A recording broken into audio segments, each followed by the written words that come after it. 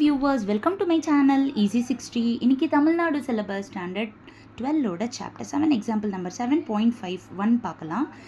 Intervals of monotonicity கண்டுபிடிக்கணும், local எக்ஸ்ட்ரீமாக கண்டுபிடிக்கணும். எஃப் ஆஃப் எக்ஸ் கொடுத்துருக்காங்க. ஃபஸ்ட்டு நம்ம இதை டிஃப்ரென்ஷியேட் பண்ண போகிறோம். என்எக்ஸ் பவர் n-1 அந்த ஃபார்முலாவில் போட்டு டிஃப்ரென்ஷியேட் பண்ணுறோம். இது நெகட்டிவ் பவர் வருது, அதனால் இதை நம்ம கீழே கொண்டு போய்ட்றோம். இதுதான் நம்மளோட எஃப் டேஷ் ஆஃப் எக்ஸு. இப்போது நம்ம எஃப் டேஷ் ஆஃப் எக்ஸுக்கு நம்ம அதாவது எக்ஸுக்கு 0 கொடுத்தோம்னா எஃப் டேஷ் எக்ஸிஸ்ட் ஆகாது. ஏன்னா எக்ஸுக்கு 0 கொடுத்திங்கன்னா அது இன்ஃபினிட்டி ஆகிடும். கரெக்டாக?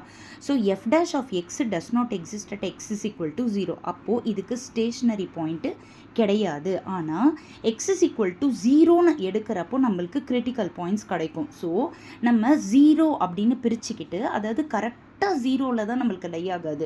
இப்போது 0க்கு முன்னாடி வேல்யூ வரைக்கும் நம்மளால் செக் பண்ண முடியும், 0க்கு அடுத்த வேல்யூ வரைக்கும் நம்மளால் செக் பண்ண முடியும். அப்போ நம்ம நம்பர் லைனில் -∞ 0 வரைக்கும், 0லேருந்து இன்ஃபினிட்டி வரைக்கும் இப்படி நம்ம இன்டர்வல்ஸை நம்ம எடுத்துக்கலாம். இப்போ நம்ம என்ன பண்ணணும், இதுக்குள்ளே இருந்து ஏதாவது ஒரு வேல்யூ, இப்போ -1 இதில் எடுக்கிறோம். -1 நம்ம கொண்டு போயிட்டு, இதுதான் நம்மளுடைய எஃப் டேஷ் ஆஃப் எக்ஸு.